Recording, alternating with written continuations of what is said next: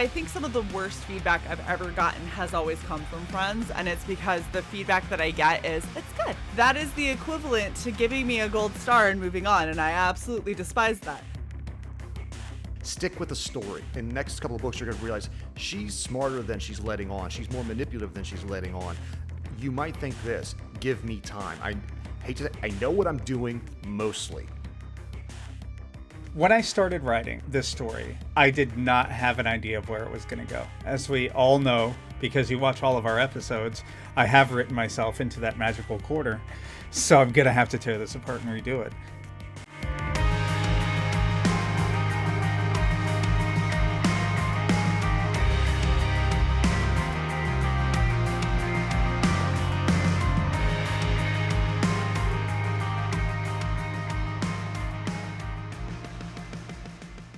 Okay, lead us in.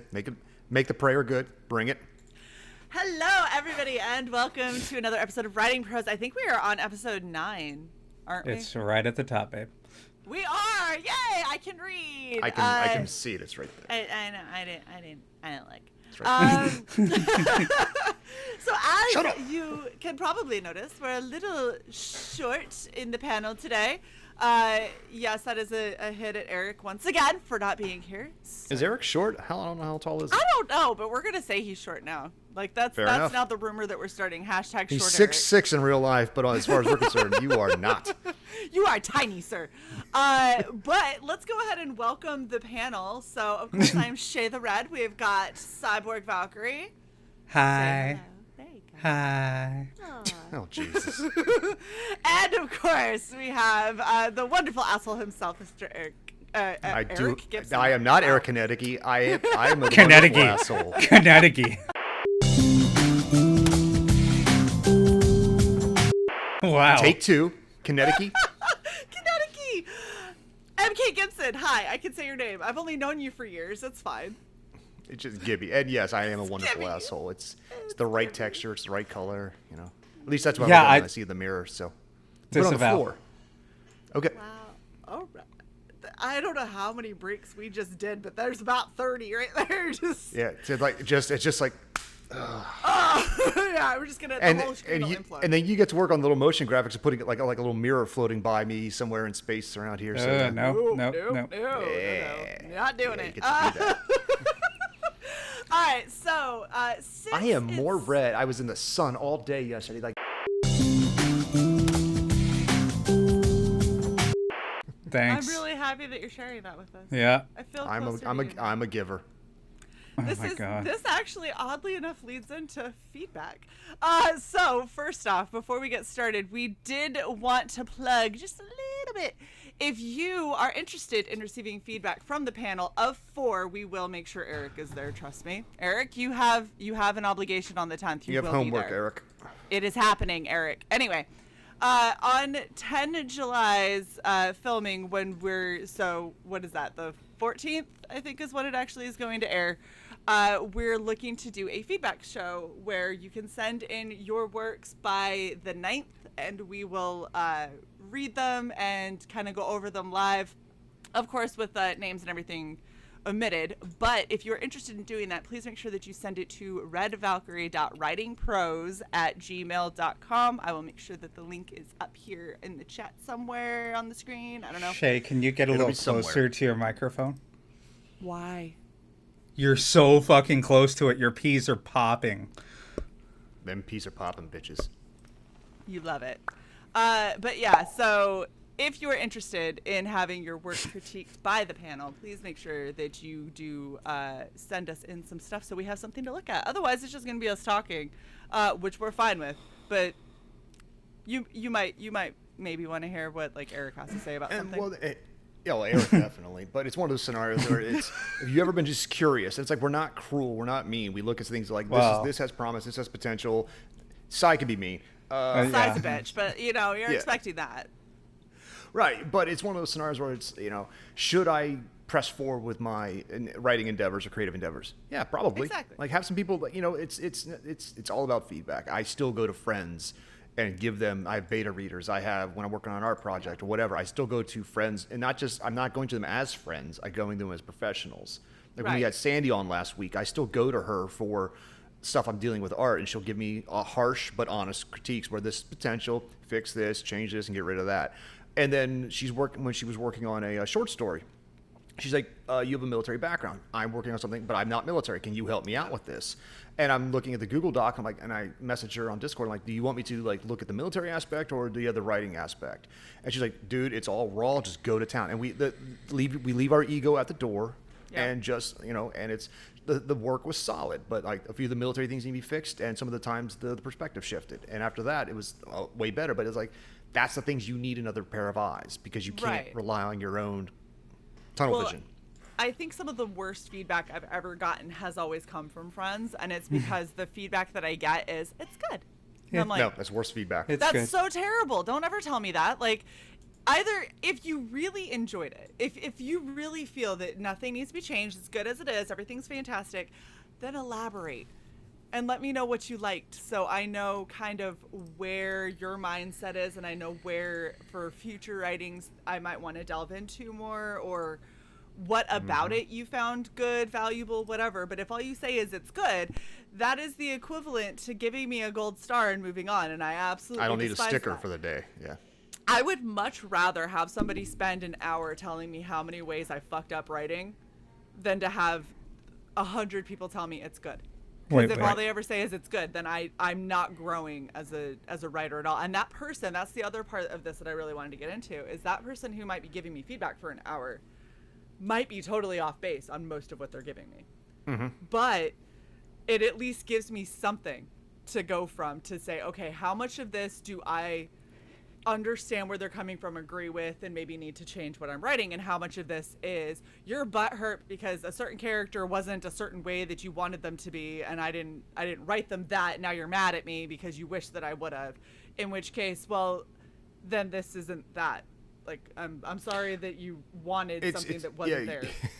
Literally, I had a conversation, like I was telling before the stream started, I was talking to the panel about, I had recently talked to a fan, reached out to me, he asked me some questions about one of my books, and they weren't sure about my sense of humor or my politics, and none of that really mattered. But after we got to talk, and we literally, like, I just rang them up on Zoom or Discord, and we just talked, and we just had a nice hour-and-a-half conversation about just writing in general. But he brought up one of my characters. He says, when she did this, did it mean it this way? Meaning, like, and I said, yes. She's like, I feel like that diminishes the character. I said, stick with the story, because it seems like it's diminishing them, because in the next couple of books, you're going to realize she's smarter than she's letting on. She's more manipulative than she's letting on.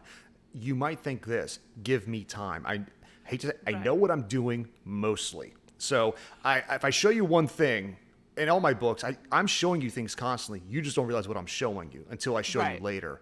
And it's just stage magic, and writing can be that way. But you have to, like, but it comes back to, if the fan doesn't think it's worth reading, you have to take that into consideration as part of your feedback. So maybe there's something you can create in the beginning to draw them in more. Right, get a better hook. So, Sai, with your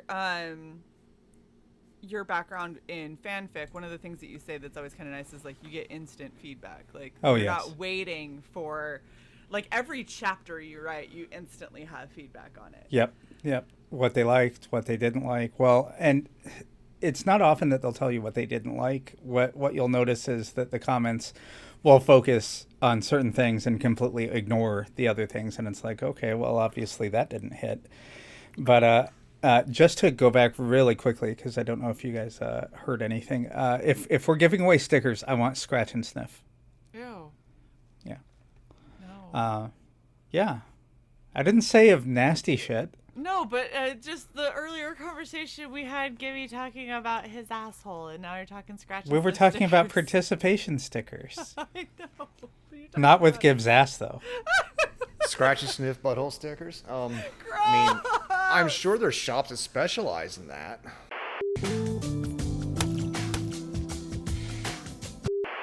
Black licorice mixed with ass. No, we can't. We only have 3 people. We can't kick one of them. I can't wait till we actually make this episode, like, put it all together, and I can see what you've had to do with the names, because there is no room around the edges. Yep. It'll work. Yep. Sure. No, you just do like the little doodles, so it's like arrow up this way. Yeah, that's exactly what I was thinking. But then where do we put Gib? There's a little parenthetical. We're professionals in the bottom, and like that, and make the P fine. backwards. Yeah. It'll be fine. It'll Yeah. be fine. Okay. Make it work. It'll be fine. Okay. Okay. Okay. You want to get back into feedback? Sure. So yeah, it is really nice to be able to get that. It's very instant, and the site I post on, which is the biggest fan fiction site in the world, it tracks a bunch of different things. You can see, you can't see the views on the individual chapter, but if you actually pay attention, you can tell kind of, I post this, I get this many more views. But you can see how many people are subscribed to your story, which means that they get an email notification every time you post a chapter. You get the comments, you get kudos, which are just like the attaboy kind of thing. The sticker. Yeah. But the funny part about those is you cannot give a story a kudos more than once. So if in chapter 1 you decide, oh, this is great, I'll click the button. By chapter 13, your mind can be completely blown, but that's all you can do is leave more comments. And then the comments, which are amazing. Shae, I made a graphic a while ago. What did I do with that? I have no idea what you're talking about. So. The graphic I made of the feedback on my stories. You don't remember? I have no idea what you did with it. Oh, I found it. Oh, gosh. Shut up. So 760 comments, 2,350 kudos, 534 bookmarks, and almost 92,000 views. God damn. I know, right? That's good job. I'm Thank like, you. Oh. Nobody reads my shit. Well, I mean, Should there's probably post it places so people can, but there's zero paywall, so I mean it's free to read. That's almost like I feel like if you're trying to get like kind of genuine pulse on everything, having a zero paywall means that as many people as possible can access it and read it. Right, because And this so- is literal, other than like, shit emo poetry when I was a teenager, because of course. Other than that, this is the first thing I've written. Shae's so face is just melting. I was calling back to a previous episode. I remember. Who are you calling an emo girl, you bitch? Yeah. I'm sorry. Okay, I like emo poetry. It makes me happy. No, I think it was the fact that you were like, still do no, you were it. saying like, you said dark and emo with a female I said because slant. I'm female and of course I'm emotional and fuck you. That's what I said. No, well, it was, but then Wow. I was like, hey, female slant, emo. Yeah. I wasn't Not just even on. you. I wasn't It's even not on just estrogen you. back then, so yeah. Right. But anyway, yeah, it's really exciting getting feedback. And like I said, I think I have had a total of like somewhere between like 3 and 5 negative comments out of all of those. And they don't even count in that number because I had to remove them because we got in an argument. Just don't accuse me of writing torture porn. That's all. Because I will I've point had to those torture comments. porn. Yeah, I was Now- going to say, Gib is very familiar with that. In my story, did I have someone castrated and then, their junk put in someone else's mouth and then their mouth sewn shut? Sure. But, I mean, it wasn't torture porn. So what was it like working with Eli Roth? I was just going to say, that's just torture. I don't see the porn aspect of it unless, Yeah, everything because you have was to dick. rub your nipples while you do it, and then you'll find out. Oh, got you. So Okay. I'm not crazy enough. Okay. Since Shae is No. unfamiliar, let me clarify for the audience. Please don't. So, Well, if it's consensual, then do whatever you want. And also this is a story. It is a story. I've read others. Go ahead. it is a It's not. story, and it was a prelude to the person getting executed for crimes. But anyway, the point being, okay, you guys know me. I put a trigger warning on this. Okay. Like, Oh, well, then there's- shocking. I put it on the story, I put it on the chapter, and I put it right before that particular. Oh, so cute. that was fucking adorable. All of the hearts are gonna go off at that moment. Bye, wife. She's been singing. My wife is a songbird. Like, she was in high school, she was in musical productions and theaters. Aww. And she doesn't realize she's singing half the time. She's just working and she's singing, but she sings the same refrains and hooks to songs over and over and over for days to weeks on end. You think it's cute, and I love her, and I've made this joke with her. But when you hear "zombie" over and over and over, not the whole song, just the hook. What's in your head? Yeah, no, don't get strike. You get 6 seconds. But yeah, but that's my point. Over and over. So for the last week and a half, it's been the 97 Hercules animated Disney. Hercules. Wow. So crazy. I just watched that when I went back. Oh, I love it. I did. I've never seen it. But it's been going on forever and ever and ever. My son threatened to pour shampoo on her head, like, just when it's dry. Like, he's like, Mom, you sing it again, and it's coming. Wow, that's amazing. And she looks for me. I'm like, the boy made a stance. I mean, I applaud his. Look, we taught him to be a strong, independent man. And to make a stand where he felt the need, and he did, and it's shampoo on your head if you sing that song again, and I'm kind of behind him. Now, what I didn't tell him was, like, do whatever. I've told him on many occasions on this, like, do whatever you want. There's always consequences for your actions. There is always a consequence. Go ahead, see what happens when Mom gets back. She's gonna be like, okay, I'll watch both. Hair. I'll watch you pour it, and I'll watch you beat your ass. So, you know, just sit there with popcorn. This is amazing. It's my family. All right. Anyway, I'm sorry, Si. We cut you off because cuteness happened and we couldn't ignore it. It's okay. All right. I think I was done anyway. Oh. Well, that's all right. Good talk. Good show.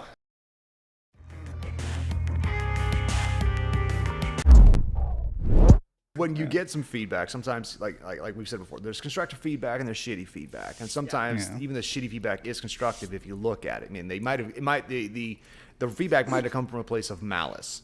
Mm-hmm. Divorce yourself of that malice for a second, and are what they saying? Because it's kind of like when you get drunk or really angry, you tend to talk true, right? You know, and were they speaking from a place of anger but a place of truth? And I know I had this one review, and I won't mention the person's name just because they put their real name in there. And it was my first Technomancer book, and they gave it 3 stars, which was nice, you know. But it was, they list of pros, list of cons, but one of the cons was insufficient amount of females with agency in the book. And you know, this was written right around 2016, so obviously the internet was the internet around about that time, and it was a hot button topic. I mean, it was published in 2016. I wrote it before that. When I wrote the book, I wrote it as a love letter to, like, 80s action movies, cop team up kind of things, but set in this future cyberistic warfare type of place with angels and demons and monsters. But when I looked at what the comments said, and I really looked at the book, I'm like, they're right.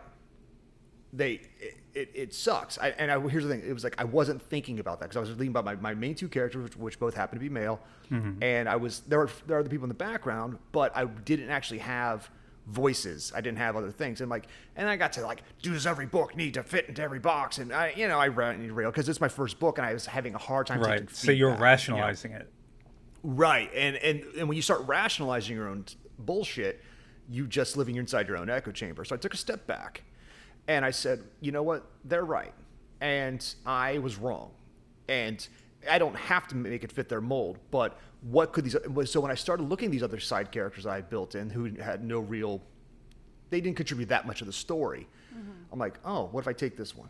What would she be doing by this time of this book? So when you meet the Caitlin, the cat character, by book 4, she's a goddamn pirate captain, you know, because she left at the end of book 1, and then when she comes back, and she's integral from that point forward to the rest of the story, especially into the next one that's coming out.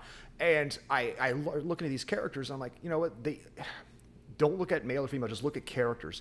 And then once I started doing that, the world fleshed out more. The world became more woven. The world became better. And I had to take my own ego, set it aside, look at the feedback. The Raptor agrees, and just write. And it got better, you know. And I was humbled, and I was better for it.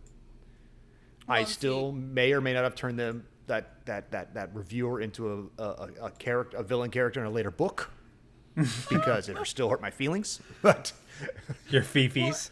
But see, that's my the fifis. thing that's the thing that always drives me nuts is because like I am obviously a woman. Are you? I am. Wow. I know. You gotta squint a little bit. So shocking, especially when you see me in person and I'm gigantic. Everybody's like, "That's not a woman." I don't know if it's your height, your paleness, or stirred a the lot. volume of your hair that gets into like, reaches the presence before. Like, you know, it's like I can't see past the hair and the pale. I don't It know. hurts my much hair, ears. it's It's like so pale. synesthesia. Like every emotion's overwhelmed. That's me in a nutshell. I feel like I should check.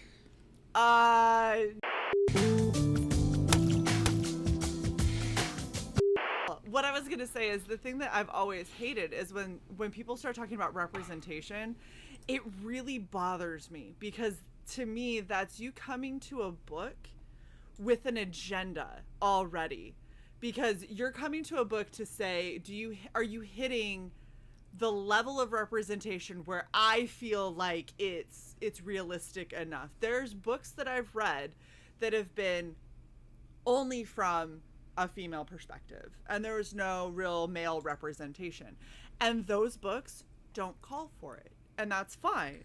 And there's other books that's only from a male perspective, and that's what I want out of the book. You know, when you're coming through and saying there's not enough Black, Asian, men, women, LGBT, whatever, like you're coming with such an agenda already that whatever story exists there, you're going to be blind to, because you're already wanting a very specific thing out of the book. And so that has always bothered me. Now, if somebody says something like that, you go back through and read and you go, I mean, some of these characters really could be like you said, you went back and checked your background characters and went, they're kind of inconsequential.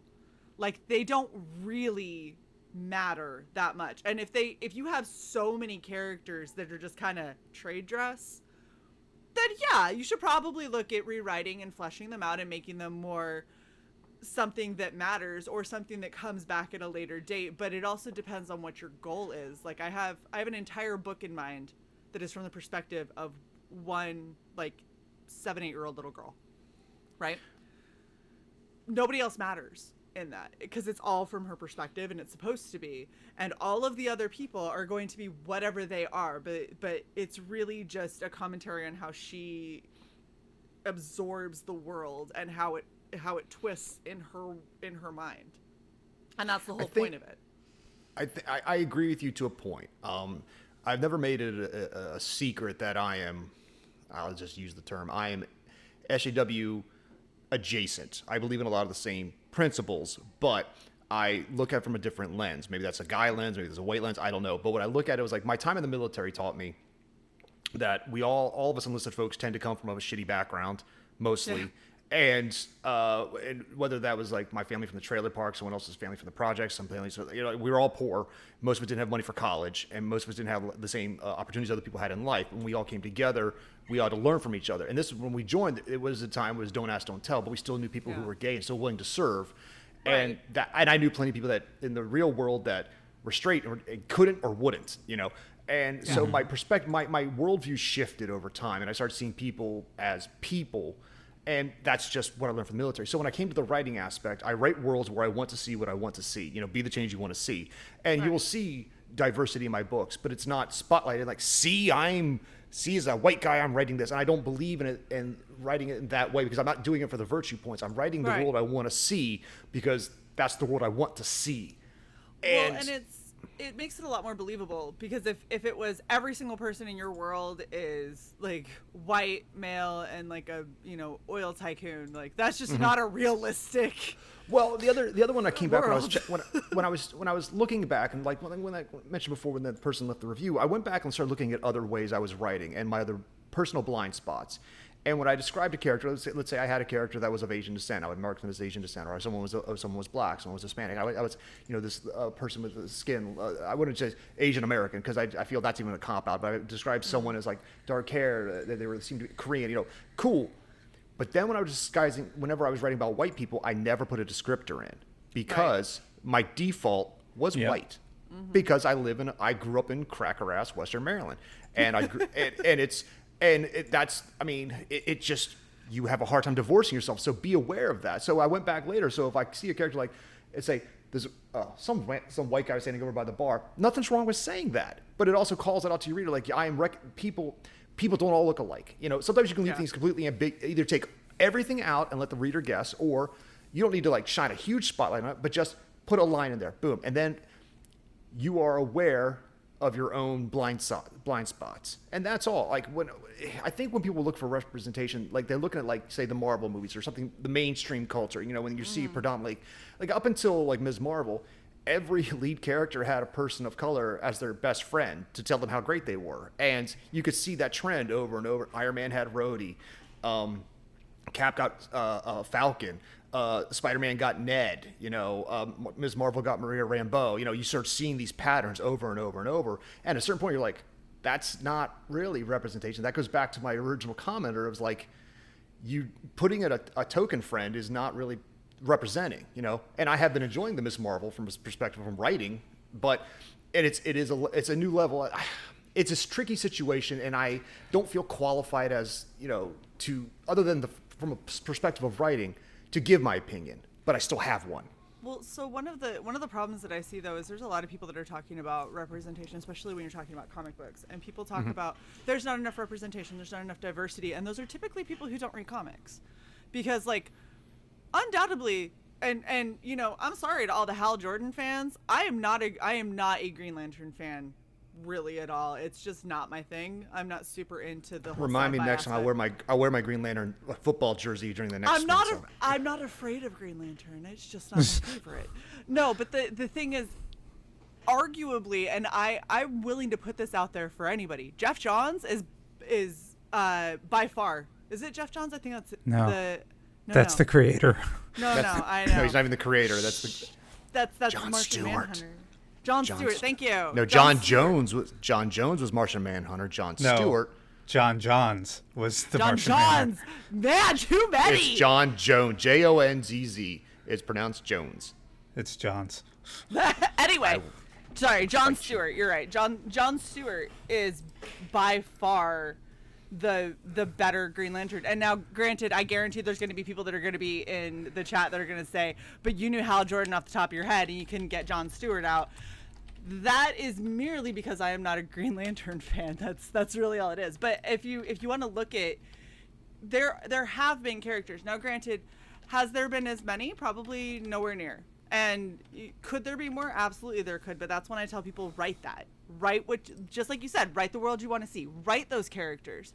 And don't get mad because a character that you write isn't instantly a takeoff, you know, blockbuster hit.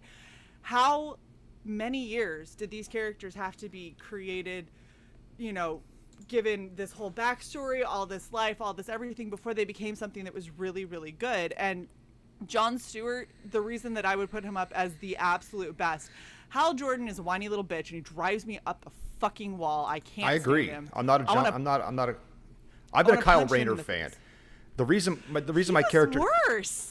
No, he is not, because he was the artist, because as you read the books, he was like an Irish guy, and his father was Latin, and it was I liked it so much that Salem's from Technomancer, it was like I loved the Kyle Rayner character because he was creative and pushed to the levels. Like, he was my Green Lantern. I grew up with Hal and John, but around the 90s when I was really into comics, like even like early, like 15, 16, like 1990, 1991, like this Kyle Rayner character blew me away because he wasn't like the other ones. He was fly by the seat of his pants. He had an artistic background. He had to make shit up, and he failed constantly. And that's what a kid feels like all the time. That's what life feels like. You're just making shit up because you don't have any world experience. That's where are you guys still looking up how to pronounce John Jones? No. Because I see what looking at them. No, I was Shut trying up. to look up the other one that was driving me nuts. The one that I didn't like, but you're good. Go. In the current iteration of the TV show, that's how he pronounces his name. So John here's the Johns? finger. Yeah. All right. To be what continued. I was gonna say is the one that I was, and so the black Kyle guy Rayner, version of him. Yeah. Kyle Rayner, I actually don't know like anything about, to be perfectly fair.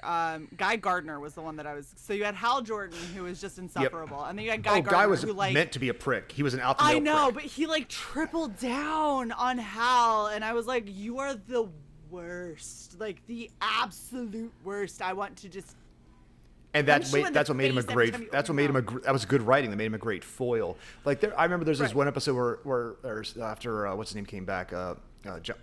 Bloody hell, Hal came back. Blah blah blah. And Gardner's sitting around in his apartment just drinking beer and eating bad food, but he's using the ring to keep himself buff. And but he's just as willful, just as strong as Hal, and it comes down to like an actual just fist fight. And it was a dope scene because you hate Gardner so much because he's such a Biff Tannen. His dad's gonna Yes, close the he is rec Biff. center and shut down the breakdancing studio from Breaking 2 Electric Boogaloo. He is a prick, and he's awesome because sometimes you need those Trip Vandersmythe type characters. Right. Well, and the reason that they created Guy Gardner, and I mean even down to his name's Guy. Like, come on. But Guy. the whole point of it was to show that the ring, like who the ring deems worthy, isn't necessarily who you would deem worthy. Because Guy, how the fuck? Like he's Well, the it was biggest willpower. prick. It had nothing to do know. with it's not Thor's hammer. It's just has this person have willpower? It's like there was like later in the Yellow Lantern saga, like a Yellow Lantern came to Batman. He rejected Yeah. it, but he's like, no, thank you. He's like, you use fear as a weapon, Yeah. Like, that's like because Batman's a character that will hurt you, break your bones, Yep. torture you, scare the shit out of you, and he's a good guy. Right. Like I'm shocked it didn't go to Scarecrow. I think Right. it did, but Batman, like he's been like he uses toxins to mess with you, man. Batman literally pushes you to a brink. Like, are criminals still panicky, fearful, paranoid, and stupid? I mean, like he that's his MO. Cause fear. His entire suit is meant to elicit fear in those That's on the true. streets. He is nothing but walking fear. And I loved that. He rejected it, but there was like I think it was on Elseworlds where he didn't. And there's a great, you could probably Google it, Batman Yellow Lantern, a great statue of it. It's like he's got this cool yellow like armor, and it looks really dope. But I'm trying so hard to resist the urge to play Don't do it. college humor stuff. Stop it. No, you're horrible. But no, and so that like we were saying, like I understand representation. I hate when people shoehorn it in, and when people lead with that specific word, it's because they're looking for their token, so they know if they can read this and not be a racist, bigoted, whatever. I think you have scenarios where I agree with you, and I'm sorry to cut you off. So keep going. Sorry. You're fine. No, that was it. I think sometimes a creator will create something, and I think the publisher group will then weaponize a diversity to polarize the group, to rally those who support and then piss off the people who are against, and it just creates feedback. And I think the only person that profits from that is the publication group who gets the clicks. Like I don't know if you're watching, for example, I brought it up earlier, but like Ms. Marvel right now is a really well done Disney Plus television show with this Pakistani American, like Kamala Khan. It's adorkable. It's wonderful. It is the most tonally consistent show I've seen of any Disney Plus television show, and I've liked a few of them. But it's really well done. The representation is something I did not grow up with, and that's dope. I learned something new, cool. But it's also just at heart a good story so far. This has been a little wonky on third episode about some of the villains, but it's. People are on the internet are always going to do what people on the internet do. They'll say this or they'll say that. They'll say woke. They'll say not woke. I don't give a shit. Tell me a good story, and that's what they're trying to do. But again, people are going to like prop up something to say, look at this, isn't it great? And I feel like that's where I use the virtue signal term, and it belies your message. There is something earnest there that is good. That you don't need to slap this on there to like see that you alt-right, can you see that? And it just all you're doing there is creating lies as opposed to like creating healing or unification through a positive story. Right. And that's the world I want to live in. Not current political bullshit aside. So. Well, and I think that's probably one of the big problems when you have people that are telling really good stories and people that are creating a good universe. I don't like. I went back through and I started listening to She Dreams of Fire. Okay. When I was doing this trip back to Utah. And while I was listening to it, at no point in time was I sitting there going, I wonder if this character's black. I wonder if this character's Latin. I wonder if this character's homophobic. Like none of it mattered. I'm hearing a good story and I'm hearing a good world, and parts, like there's certain things that get dropped and you're like, well, okay, obviously this character is flaming gay.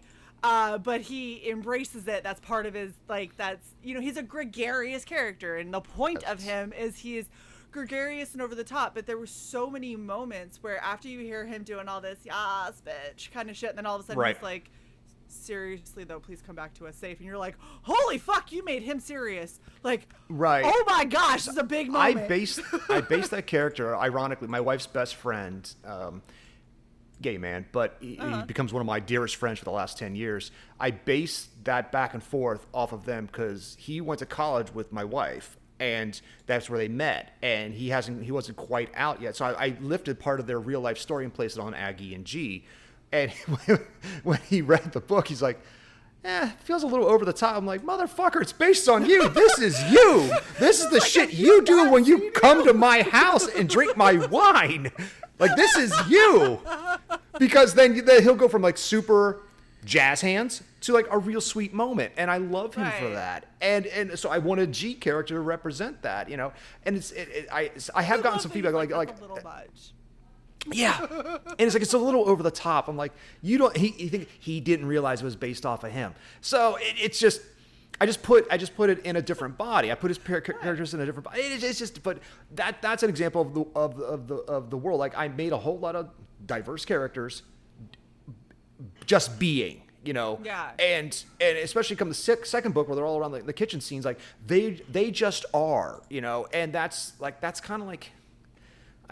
That's my imagine the world kind of moment, because it's like if people could just be, you know, and I honestly think people can. I just think that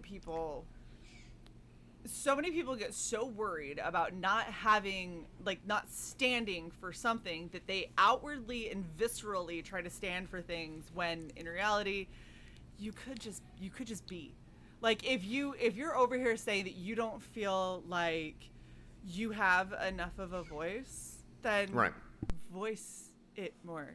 And well, and I mean, yes. You know, I don't know what it's with Cyborg here. I don't know what it's like to be trans, and the more I get to know Cyborg, I put Cyborg, a character based on Cyborg, in one of the books, but it doesn't spotlight Cyborg's trans life, you know. Right. And so I know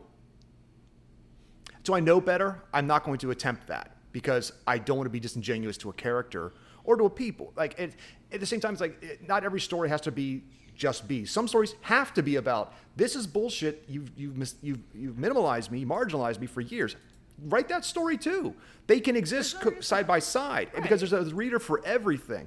But it's when people are openly vocal one way or the other about a story because it doesn't fit their narrative, whatever their narrative happens to be, that speaks to the person and not the story.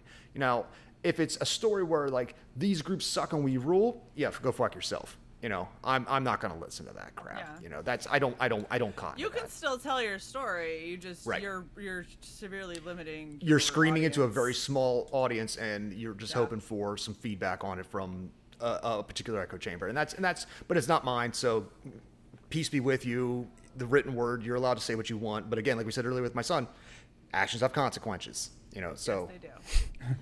And that brings up another interesting point. I mean, it's one thing to want to have your writing reflect, you know, representation when you can, but it does go back to the fact that the characters have to serve the story. Yeah. You know, I would love to have in one of my stories a character like Gib, but you know what? My character has. Nah, probably not. Okay, probably. Okay. Probably. I make no promise. Yeah, Maybe. See where the story goes. Depends where the muse don't put me takes in a me. box. I mean, yeah, exactly.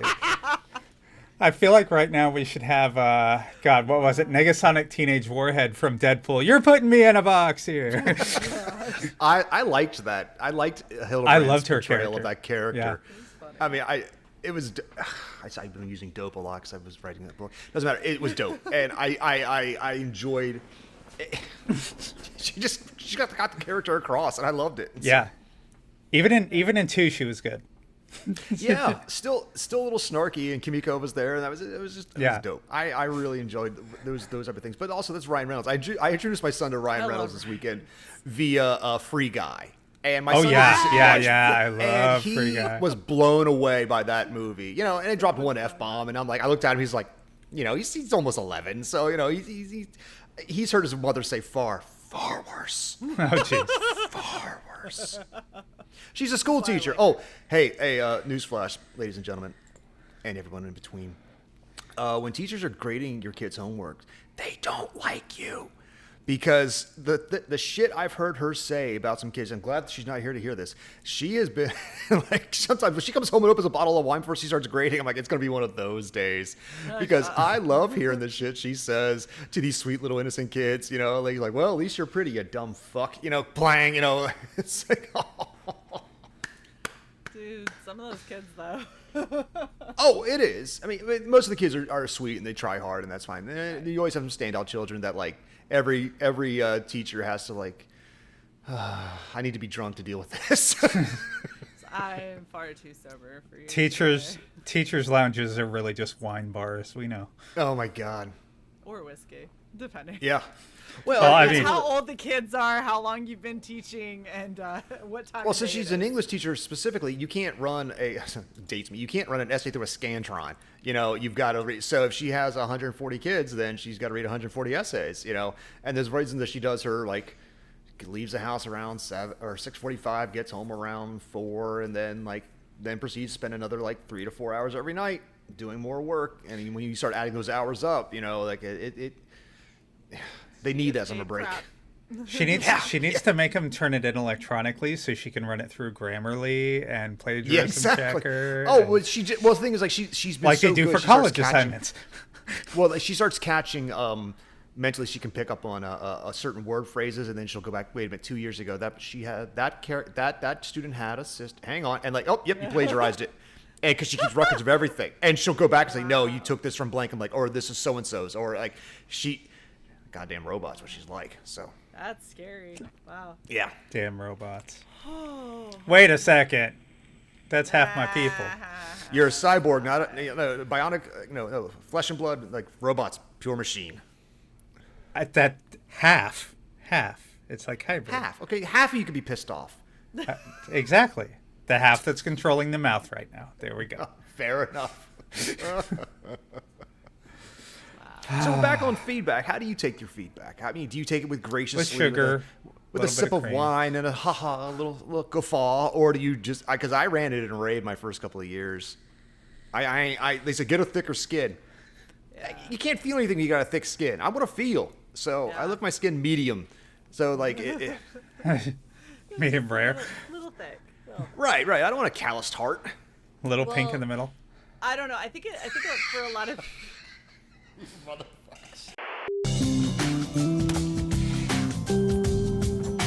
I was gonna say, I think. I wasn't even aiming for that, but, you know, nice.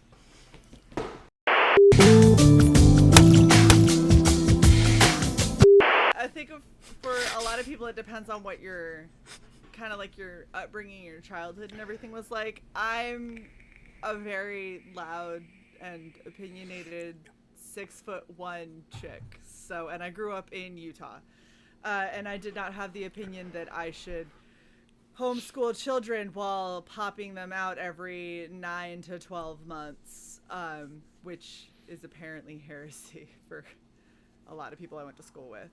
So, Me too. I had a lot. I had a lot of feedback, criticism, and things like that growing up, and I think that it made me. That's where I did my rage and my fire and brimstone and death to your cows and whatever the hell. That's when those years were. Standard cattle mutilation. I get it. Yep. Yeah, you know, and then once I didn't really, I stopped writing for a really long time. I had people that made me feel like I couldn't, so I didn't. And I just kind of stepped away from all of it for a while. And then when I finally kind of came back to it, I was in a much more mature headspace. And so it was like, I'd give something to someone to read and they'd be like, yeah, it's really good. And I was like, that's all I got. And I was like, nothing else. And they were like, well, and I'm like, what's that? What's the well? Like, tell me the well. And I'd have to like pull out from them, like, tell me what sucked. And they'd be like, I mean, this is really dark. And I'm like, supposed to be, but okay, continue. Like, what about Do you need professional help? Usually comes next. Yeah. Right, that was the next thing. Do you need to talk to somebody? And I'm like, do you have any criticism of the actual writing, or are you just concerned for my well-being? Because the point is, when I write from an emotional place, just like we were talking about, Gib. Sure. I write where I take an emotion that I feel this much and I blow it up to this much. And it's to try and get that same feeling across to people who don't feel it. So people who don't feel depression, who don't understand how much depression affects things, which used to be me. I used to not feel, I would have friends that were depressed and I would feel sad, but I wouldn't feel depression. Well, yay, the last couple of years, I've gotten some firsthand experience with good old depression there and was like, man, this sucks. And I really feel like people don't grasp how encompassing it can be. And so I take a feeling that I have this much of and I just make it a lot bigger to try and reach people who've never felt it before. And it's obviously working, because when people read it, everybody asks if I'm talking to a therapist or if I need a hug or if I need to go on antidepressants. And I'm like, no, because I don't feel it this much. Like, I'm not here. I'm taking a moment in time to evaluate the this, to turn it into the this. Yeah, and like, what's the natural progression? Like, I love taking a comedy story and then make it have a dark turn, just because not everything's jokes. And so the emotional beats hit harder. You know, when I was writing, like, the Aggie stuff, like you were talking about, like Aggie's clearly suffers from body dysmorphia, you know. Oh, yeah. And she doesn't talk. It's never quite, I never put a pin on it, but it's always there. And you start wondering, like, oh, she's bigger than everybody else and she doesn't feel it. Blah, blah. Well, that's not germane. That's my issue. Those were my issues. I mean, I was that kid. I was the chunky kid who got skinny, that got chunky. My weight would vacillate. I was a guy, an adult man who made himself vomit after meals because of my own body issues. And no matter how much I exercised or whatever, I always felt disgusting. Sitting here right now, I feel I know I'm not, but I feel that way. So it takes. So I took this issue of mine and put it on this unfortunate character who I just beat the living shit out of on a regular basis. Yeah, you do. I'm in the middle of her in the fucking dungeon. Yeah. Oh, with Vanessa. Oh, yeah. It's so hard to listen to. Yeah. And I loved making the Vanessa character because she's psycho. She is, but she's devilishly good at being a bad person, and And the thing is, like, and even that character came from, oddly enough, someone who gave me feedback on my work. But in my old job, they were one of my editors briefly, and they were very well. I used a similar body mold, and then I just took every trait and just blew it up, and put it onto this Vanessa character, and then gave them authority. And so once you have an asshole with authority, you have a villain. And I just ran with it, and it just kept developing and developing and developing, and that was fun. But like, you take these personal issues, and sometimes it's catharsis, and not just for catharsis, but also because, like, damn it, I want to feel some negativity, I want to feel some humor, I want to feel some action, and I want to feel those things when I'm writing. And if the reader doesn't get that, like, it's like when you get a feedback that's like, it was pretty good. Like, I put a lot into that. What do you mean it was just pretty good, you know? And then when I get when I get a really positive review, I'm like, oh, you're lying out your ass. It was shitty and there was a missing apostrophe and you're lying to me. No one can say anything's good because they're always full of shit. And they're just I tease my wife because she's my first editor. She's got her master's in English. So, like, when she's editing a book, I'm like standing over her shoulder. She's like, go away. And I say, what's your favorite part? Because my son and I do that all the time. Whenever we do something creative, we go to her like, "What's your favorite part?" She's like, "Will you guys go away?" She's like, "I'm still." When you leave me the fuck alone, that's my favorite part. My favorite part is when you're gone. Go away. Yes. And then she's like, "I can't answer that. I'm not finished the book." I'm like, "Okay, that's fine." Then she finishes the book. I'm like, "I'm making breakfast." I'm like, "Here, you want some eggs?" Oh, by the way, what's your favorite part? She's like, "Oh God." You know what? An answer. Get a sign. Get it laminated. What's your favorite part? Just put it on the fridge. Well, it's not going to be your dick for the next, if you don't go away. Like, that's a point. So. Okay, I'll just turn. I'll go back to making the. Okay, I got the dishes. I'll take care of that too. My bad. Yeah. What about you, Sai? How do you take feedback? Cream and sugar mostly. Black is my soul. Yeah. See, here's the thing. I think I think the vast majority of feedback that I've gotten on my writing has been either wishes for future parts of the story, because again, I don't get this with a finished product. I get it ongoing. Right. So it's, oh, it'd be cool if you do this. And then I want to do it, but I don't want to do it because, I mean, I want to give the audience what they want, but at the same time, I don't want to take my fucking... That was going to be part of my next question. Like, creative how does that advice from the influence comments. you as you're creative? If you're getting feedback per chapter, how does that not influence your mental flow chart? So it's kind of... When I started writing this story, I did not have an idea of where it was going to go. I just didn't. As things progressed, I began kind of chipping away at the possibilities until I saw really what course it was going to take. And then, as we all know, because you watch all of our episodes, I have written myself into that magical quarter. So I'm going to have to tear this apart and redo it. But that being said, I do have an idea of where I want to go. I just got sidetracked and can't get there from where I'm at. So I mean, there's, like I said, there's that pull to do what your audience wants, but then it feels like a cheat, like they're coming to me for my voice, for my creativity. I can't take theirs, because then it's a what do you call those stories? Like a pick your own adventure book. Choose your own adventure, yeah. Yeah. So I generally, when I would see, oh, it would be cool if, I would try to do something not dissimilar, but in no way identical to what they're suggesting. Especially if, well, really only if I think it was a half decent idea. That being said, the vast majority of this was written when I was very high. So there was a good long stint when I was on painkillers for cancer. So yeah, opioids are lovely, and I wrote a fuck ton. And yeah. So other than that, I don't know. I haven't gotten really strong negative feedback, except that torture porn comment. That's why I keep trying to get certain people, really the other two people on this panel, come to think of it, to actually read my work. Can you boot side? Can you band side? Can you? No, there's only 3 of us. I'm not allowed. Fuck. Not only that, but I read a couple of chapters. I told you I read some and I enjoyed it. You told me you didn't want me reading it until after you had made me watch the show that it was based on. I haven't read it because you told me not. No, I read. I know I read at least 4 or 5 of the chapters, and then I think one of my critiques. I think I mentioned to you like last year or whatever. It was like the point of view seemed to switch sometimes in some of the chapters, and that was it. You know, I mean that was.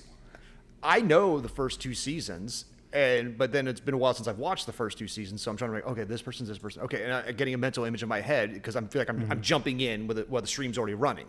So yeah, I don't even think I have a clear, as firm a grasp on the characters as I had back when I wrote it, just because it's been so long. And I read that fiction all the time, but without touching base with the actual canonical source. Yeah. Then it's very hard for me to go back to it. But yeah, I think what I had told you was, and I don't think I've mentioned this publicly. So this was a story that I came across that someone was writing, and they had an interesting idea, but they were face planting so fucking hard. And I'm like, okay, they're on chapter maybe 2 or 3, and so on chapter 2 or 3, I'm like, hey, do you want someone to beta read this for you? So it's an editor. Do you want someone to do that for you? And they're like, sure. And I'm like, okay. Well, what have you got so far for the next chapter? Because most. Oh, that's right. You did mention that. Yeah. Someone else, you picked up part of the story and started polishing it, and then I could see. I even asked you about. I feel like there's a delineation between there's a change in quality of writing from the beginning to here. And you said that's when I took over. Right. No, I remember that. Yeah. Right. So I mean, read. Fuck you. I did go, but I haven't stated this publicly, which is why I'm doing it for the audience. So okay, fair enough. There was that spot, and I eventually offered to go back and try to polish up the first couple of chapters, and I did what I could, but I wasn't gonna completely rewrite it because I felt like that was pissing on the original author. Sure. And then she became my editor going forward, which for a couple of chapters there might have been a little bit of suggestion here or there, slim. And then it just turned into her getting the perk of being able to read these before I posted them. Basically, I gave her access to the Google Docs, so as I was writing it, she could see what I was writing. And it usually just said, oh, that's awesome. Oh, wow. Oh, that's neat. Oh, I see what you did there. But that's why I'm so eager to have like real feedback on my writing, because I have no fucking...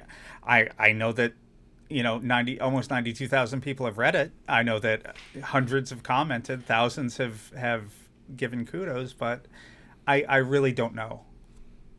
From a source I trust, and who I'm not like terrified of giving access to my writing, because literally it's posted anonymously, so no one knows who the fuck no one knows I have this YouTube channel with Shae. No one even knows my Twitter on there. So, yeah. Well, and I think that's probably where I'm sitting, is I have very few feedback. The most feedback that I've gotten for my mini story in the Kill Journal, I had one person say they wished it was longer. So do I, but I was given a strict amount of pages. You had your limitations, yeah. And I blew it by one. And then I had people that said that they wanted to know what happened next. That was the point, was for you to want to read the Kill Journal, which is what happens next. So, and then everyone else just said it was good. And I'm like, hey babe, it was good. Thanks. Yeah. It's pretty good. Yeah. Appreciate it. Well, it was decent. But like feedback, obviously we talk about writing and creativity in the show, but even that spans into other facets of your life. You get feedback on other things, other projects. It could be like everything from how you're dressed to what you've drawn to how you drive, for example. And it's hard for us. It's hard for us as people to not take feedback, because again, Cy hit that. So when I trust a source you feel like you can expose yourself to, right? And a random middle finger from a bad driver doesn't mean I'm a bad driver. It means that person just is giving a finger. That does, but yeah. Well, and I wonder if in today's world, and with as prevalent as outrage politics is on everything, on every little teeny tiny thing in existence, people aren't terrified to give their actual opinion on things, because if my opinion is not complimentary, am I going to be labeled as a racist, a bigot, homophobe? Well, whatever. I think a person can say anything. It depends. Like I teach this to my son. You can say anything to anyone. It's just how you phrase it. If you're coming from a place of this sucks and this is why, as opposed like that's okay. That's an approach. Mm-hmm. But you could also say I found this to be. It reduces the message. I believe that this could be shown this way or this could be done that way. And here's the thing. It's the fucking internet age. I could say the sky is blue and isn't that nice? Must be nice because you live in a nice house. I'm like, oh, fuck yeah. I'm just trying to give a compliment. Like, if someone has hate in their heart, they're going to have hate in their words. Right. Well, but it makes me wonder. So, like, a perfect example. It is a nice house. I was giving feedback to someone. I was giving feedback to someone.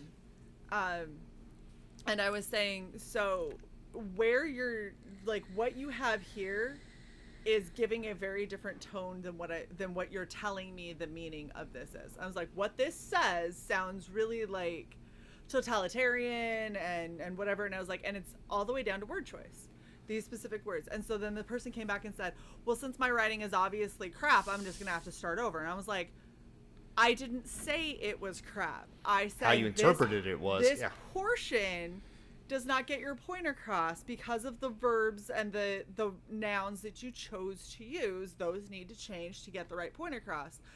And it was like an awkward silence. And I was like, you're not paying me to be nice. You're not paying me to stroke your ego and tell you every single page that was fantastic. We're sitting here with a limited amount of consultation time, right? And in that limited amount of consultation time, I don't think that you want to spend it with me just telling you everything you did right. I think you want me to tell you the things that need to get fixed before this becomes a finished product. That's the point of having a consultation time. Now, if you want, I can go back and tell you the parts that I like, and we can go that route. And I was like, but in respect for your time and the money that you've spent, this is what I'm giving you. It's like, you don't pay me to be your friend. You pay me to tell you what could improve and make this better. You don't have to listen to everything I say. It depends on you. And I was like, this is what I got from it. Maybe I'm coming at it with a specific bias and other people won't get that. But I'm telling you, with me divorcing myself actively from as much of my bias as I possibly can, this is what the message says to me. It doesn't mean you're a bad writer. It means that you may have picked not great ways to word it. But the fact that that was the first thing out of his mouth was that, well, I obviously just suck and have to write the whole thing over again. I was like, okay, apparently I've got to kid glove it a little bit more to make sure that my message isn't getting it's the same way. I mean, I won't talk to my wife the same way I talk to my son, the way I talk to a neighbor. I mean, you have to tailor. You know your audience. We learned that in the military. Know your audience before you can speak your damn thing. You know, if someone's like, hey, no, give it to me straight between the eyes. Okay, I'll give it to you straight between the eyes. At least my opinion. If someone's like, if you know someone's got a little bit more of the fee-fees, and I'm one of those people, don't be a dick. Because I don't. And that's the thing is I think that's part of the problem when you become somebody's editor, or if you're hired for console and you don't know the person like that. Like, you know the person to an extent, and you know their work, but you don't know how brutally honest or blunt you can be. And so, you know, when I'm sitting here, you know me, Gib, I am one of the most blunt people out there. Yeah. I get talked to all the time about I need to be a little more approachable and a little bit more mellow with my feedback. So have you considered the leg shortening surgery we talked about? I refuse. 5'7", 5'8". Okay, fucking fine. Take my feedback and just guess I'll just do will. it all over. That's right. Do it all over. I'm gonna go. Next time I see you, I'm gonna make sure I have on my 5-inch heels. Awesome. Just be a little taller. Little taller. That's fine. Just set a drink on his head. But no, I think that's 6 really foot, kind of. damn it. You were. Well, then I'll be 6'6", and I can still get a drink. It'll just be an awkward height. Just give me a curly straw gone to my mouth. Yes. Yeah. Done. Well, I got feedback. Oh, go ahead. So that brings up a good point. So I kind of feel like there are 3 speeds to giving feedback. Okay. I don't give a shit about you, so I'm just going to tell you everything you did right and really wax poetic and blow smoke. Get you out of my face as quickly as possible. Then there's the feedback sandwich. Wife. Yep. The feedback sandwich. Oh, I hate the feedback classic. sandwich. Always, it's a time classic. I know. And it's a way to make, let's say, I don't want volatile, fragile, temperamental people. It's a way to give them that spoonful of sugar to help that medicine go down. Yeah. It's a roofie. Anyway. Wow. So you can do that, and that might smooth it a little bit. And then you have the, here's a dinosaur dick that's going to slap you in the forehead. It's going to knock you out of the car. You're going to be dazed, but it's coming your way, and you can either take it or you can be a bitch. Yeah, and I think that there's like an in-between. You're so puffed up right now, Gib. Dino dick. I think there's an in-between. Look at him flexing his little boobs. Stop. Just the left, now the right. I think that there's an in-between between the sandwiching approach and the, here's both barrels. Because to me, the sandwich approach always feels pandering, and it drives me nuts. Because when somebody's like, okay, so first off, I really enjoyed this, and I'm like, oh, good hell, tell me what I did wrong. Just tell me. And well, then this part could be a little bit better, but I really liked this character's redemption. And I'm like, get Can to you the elaborate on the part that sucks, I think please? that speaks to you. It does. You're waiting, That's my you're waiting point. for the other shoe. You are a shoe to fall person. Yes. And I want it. Just give me the fucking shoe. You know, just like, tell me. Don't let's not do suspense. there's and no all that. balls deep, baby. Like And just after you've destroyed everything about me, and I never want to write again, you can be like, I really liked this character, and be like, thanks, man. I appreciate it. Well, that's the thing. Is like some people are like, some people are like I want the foreplay, and some people want like balls deep on the first pump. No, And you when it comes to gotta the feedback. tickle. You gotta Straight to the butt stuff. Straight to the butt stuff. No, my yeah, God. those eyes went wide. No, I think my personal favorite feedback style is, all right. You know what? I did like it. That being said, I would have fixed this and this, and I liked what this did. Like, but in a much more don't Concise. drag out the compliment feedback. I like the compliment feedback. Hey, dude, it was good. I didn't like this, but I did like this.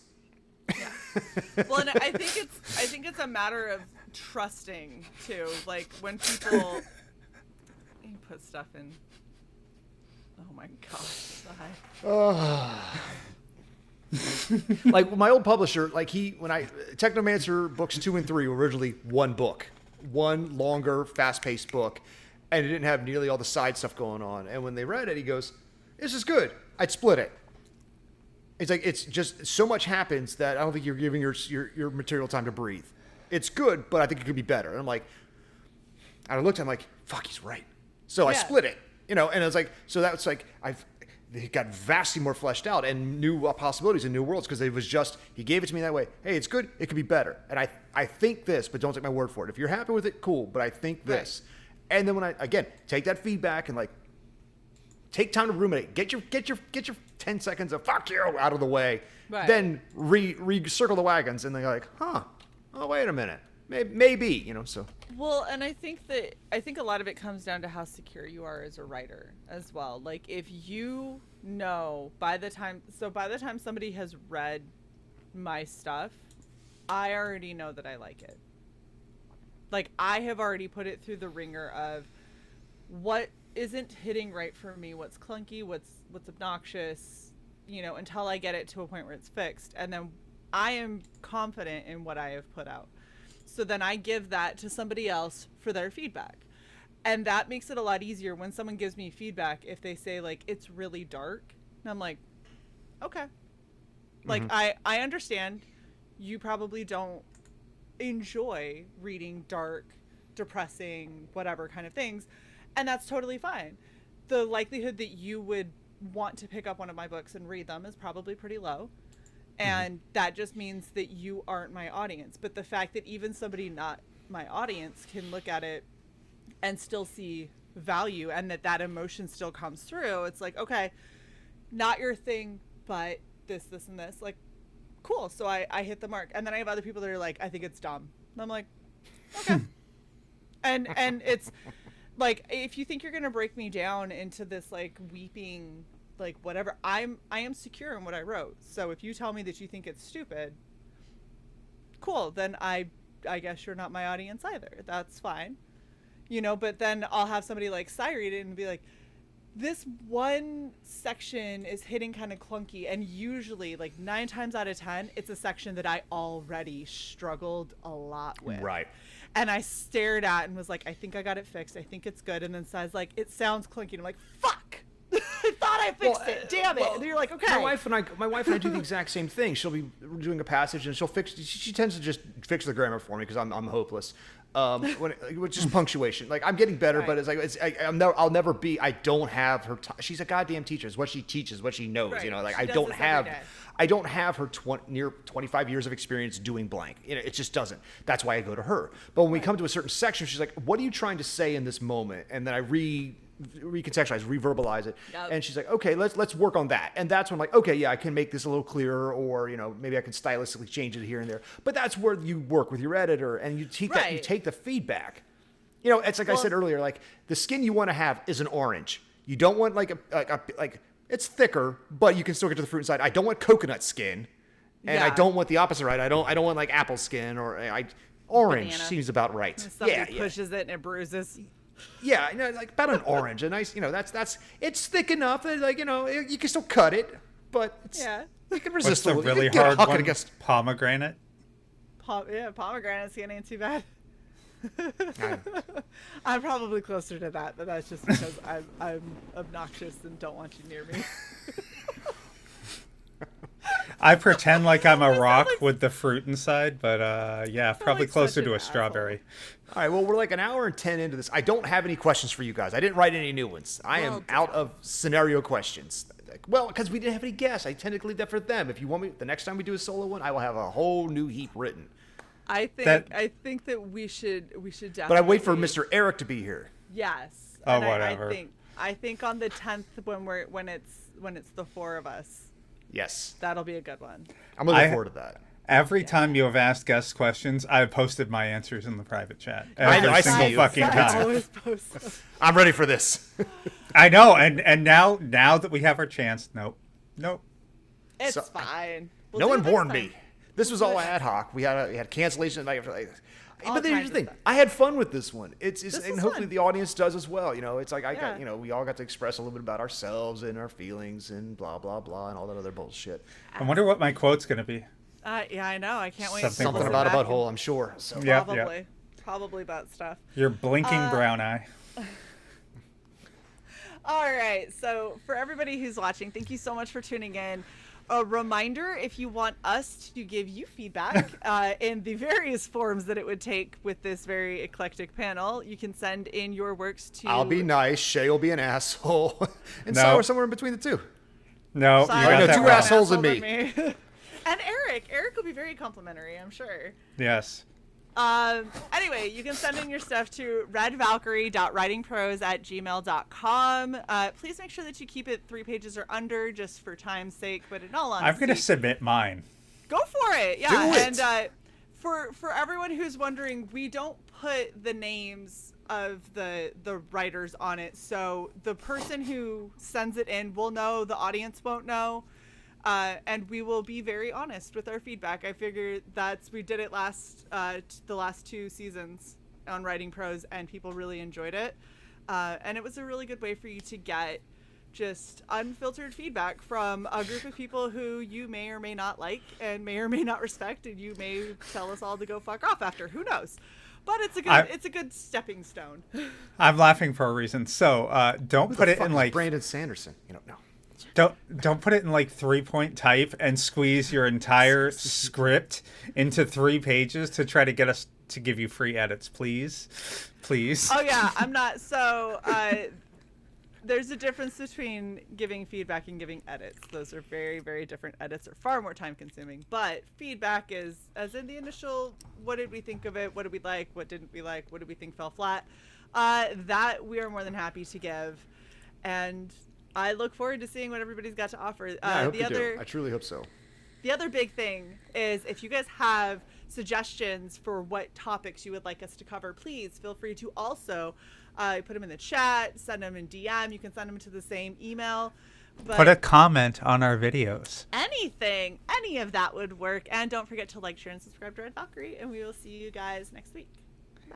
Bye. Bye. Bye.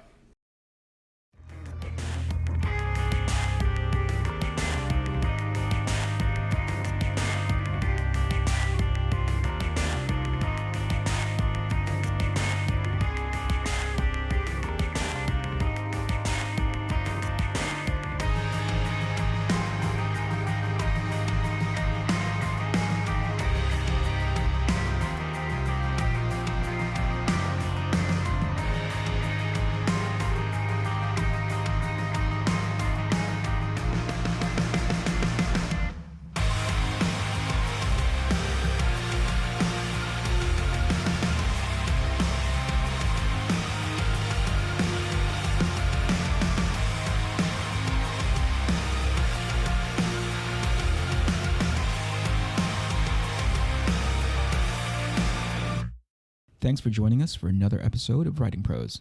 Please like, share, and subscribe if you've enjoyed our content. You can also become a channel member or shop our merch store to support us.